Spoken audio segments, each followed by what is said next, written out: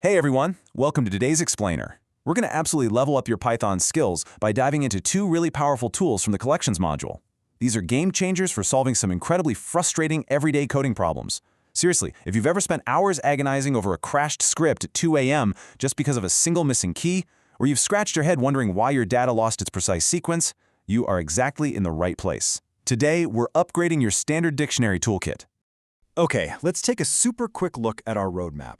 We're going to cover the dictionary dilemma, check out the ordered dictionary, dive into the defaultdict, compare the two, and finish up with a quick summary. All right, part 1, the dictionary dilemma. Standard Python dictionaries are fantastic. They are totally reliable workhorses for most things, but in specific edge cases, they can really fall short, or worse, completely crash your code.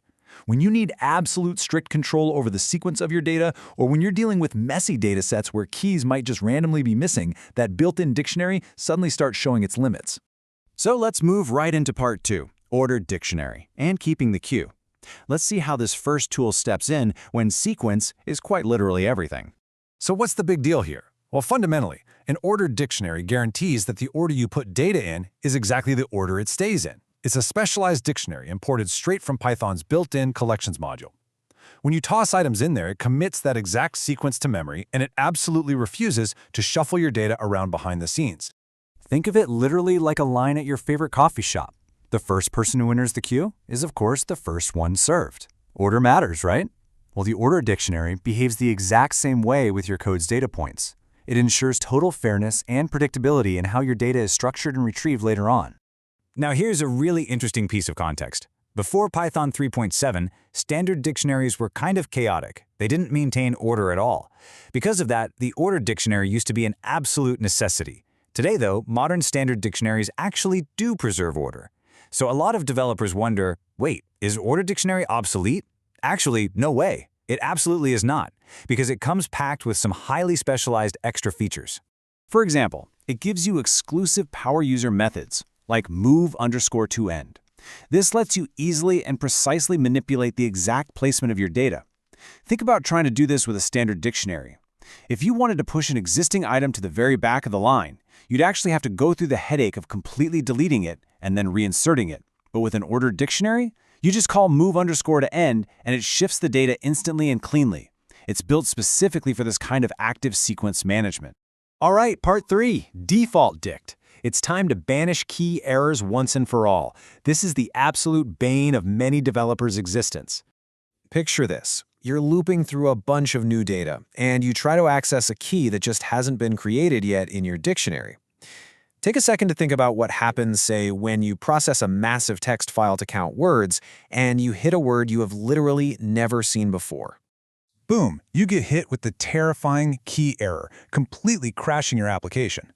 A normal dictionary simply doesn't forgive. If you ask it to update a key it hasn't formally met yet, it panics. It halts your entire program. Historically, we've all had to write these messy, repetitive if-else statements just to check if a key exists before interacting with it, all to avoid this exact nightmare. This is where the default swoops in. Also from the collections module, it's this incredibly elegant safety net. If your code encounters a key for the first time, instead of throwing a tantrum and a key error, it seamlessly creates that new key for you. It assigns a sensible default value on the fly, and your loop just keeps running, completely uninterrupted. Imagine you're tracking student attendance. With a standard dictionary, you'd have to ask, okay, is this student already listed? No? All right, add them with a starting count of 0. Okay, now add 1 to their attendance. It's exhausting. With a default dictionary, you just command it, add 1 to this student's attendance. Period. It handles that initial starting 0 completely behind the scenes. 0 checking required. You can actually set this default type right when you import it. If you tell it to expect integers, the default starting value is automatically a 0. Expecting strings, it hands you an empty string. Expecting lists, it gives you a nice, empty list completely ready for you to start appending things. This makes it an absolute powerhouse for aggregating and grouping large, unpredictable batches of data. Part 4. Comparing our advanced collections side by side. Now that we've seen them both in action, let's put them head-to-head so you know exactly when to pull each one out of your tool belt. The distinction here is super clear. You're going to choose ordered dictionary when the sequence of your data is your absolute top priority. You choose default dictionary when you just want to process data smoothly and avoid crashes from missing keys. They solve two totally different dictionary dilemmas. The ordered dictionary is your precision instrument for actively maintaining structure. The default dictionary is your heavy-duty processor for ingesting new data without ever seeing a key error again. And finally, Part 5, our toolkit summary. Let's briefly wrap up what we've learned from our source material today. To quickly summarize, the ordered dictionary remains your go-to collection for ensuring and actively manipulating insertion order. Because it has specific tools like move to _end, it's an irreplaceable tool when sequence needs to be strictly managed, not just passively remembered like in a modern standard dictionary. Meanwhile, the default is basically your code's ultimate safety net. It gracefully handles new data, automatically creates default values, and totally eliminates key errors without you having to write annoying boilerplate code. It vastly simplifies your logic, especially for complex counting and grouping tasks. So, taking a hard look at your current Python code, which of these advanced collections are you going to use to optimize your next project?